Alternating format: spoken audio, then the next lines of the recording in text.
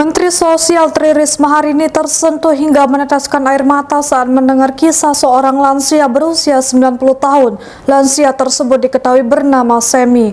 Kisah ini diceritakan oleh anggota DPR M. Ali Rida dalam rapat kerja Komisi 8 DPR pada Selasa 19 Maret 2024. Semi hidup sebatang kara dan harus menghidupi dirinya sendiri dengan membuat lempeng. Dia hanya dibayar Rp5.000 untuk setiap lempeng yang dibuatnya. Penghasilan ini tentu saja tidak cukup untuk memenuhi kebutuhan hidupnya. Mendengar cerita Semi, Risma tak kuasa menahan air matanya.